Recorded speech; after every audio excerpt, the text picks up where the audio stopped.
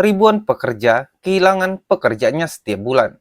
Tapi ketika rakyat ingin tahu seberapa besar dampaknya, pemerintah memilih bungkam karena katanya kejujuran bisa menimbulkan pesimisme.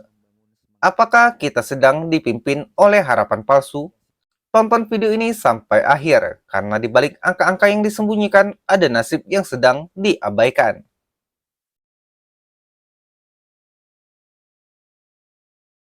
Di gedung DPR MPR pada 8 Juli 2025, Menteri Ketenagakerjaan Yasserli berdiri di hadapan media.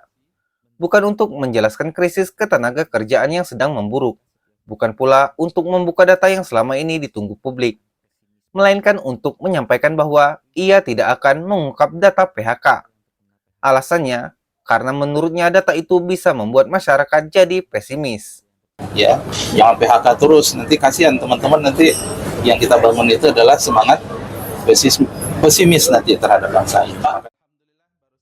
Ucapan yang tampaknya ditujukan untuk memberi harapan, justru menyulut kekecewaan. Karena bagaimana bisa kita membangun bangsa jika kita sendiri tidak berani menghadapi kenyataan? Ironisnya, data itu sebenarnya ada. Tiap bulan BPJS Ketenagakerjaan melaporkan angka PHK secara rinci. Sudah diverifikasi, sudah ada dalam genggaman pemerintah.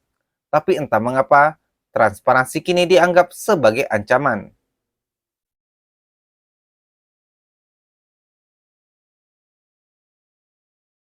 Lalu, seberapa parah sebenarnya situasi PHK di Indonesia?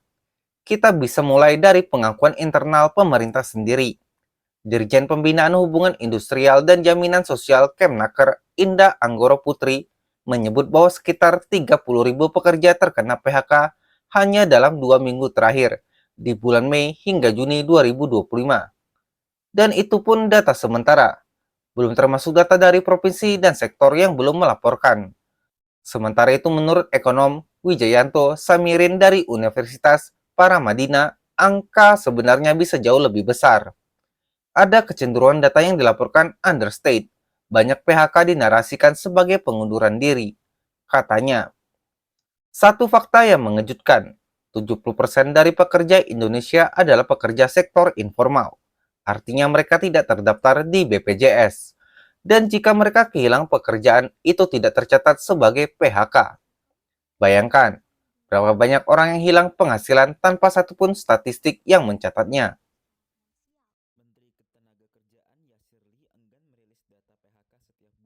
Menteri Yasserli tidak hanya menyembunyikan data, ia juga memilih fokus pada narasi program pemerintah, seperti jaminan kehilangan pekerjaan atau JKP, dan bantuan subsidi upah atau BSU. Program yang memang terdengar menjanjikan, tapi dalam pelaksanaannya, jangkauannya terbatas, verifikasinya lambat, dan tidak menyentuh mayoritas korban PHK di sektor informal.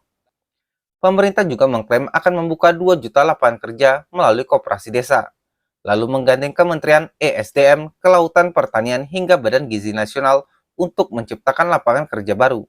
Namun pertanyaannya, di mana hasil konkretnya? Apakah sudah ada puluhan ribu lowongan dibuka? Berapa persen yang terserap? Lagi-lagi, kita tidak diberi angka. Yang disampaikan hanya rencana, harapan, ilusi optimisme. Padahal di lapangan, industri manufaktur dan retail, dua sektor penyerap tenaga kerja terbesar sedang sekarat. Ekspor lesu, daya beli menurun, produk luar membanjiri pasar dalam negeri. Dan alih-alih mengatasi akar masalah, pemerintah justru larut dalam narasi bahwa yang paling penting rakyat tetap semangat.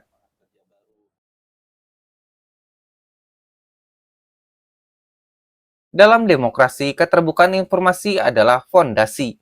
Tapi dalam krisis, keterbukaan itu menjadi ujian bagi integritas pemimpin. Menyembunyikan data PHK bukan hanya soal angka, itu adalah keputusan politik untuk melindungi citra, bukan rakyat. Ketika negara lebih takut pada reaksi publik ketimbang penderitaan publik, maka kita sedang berjalan di jalur yang salah. Seharusnya data dijadikan dasar kebijakan, keterbukaan dijadikan alat koreksi, dan kejujuran dijadikan awal dari solusi. Karena bangsa yang sehat bukan bangsa yang selalu optimis, tapi bangsa yang berani melihat luka agar tahu di mana harus mulai menyembuhkan. Jika Anda merasa data PHK bukan sekedar angka, tapi kisah nyata dari jutaan orang yang kehilangan harapan, Bagikan video ini, suarakan keadilan. Karena perubahan tak pernah datang dari diam. Ia lahir dari keberanian rakyat yang tak mau dibutakan oleh optimisme kosong.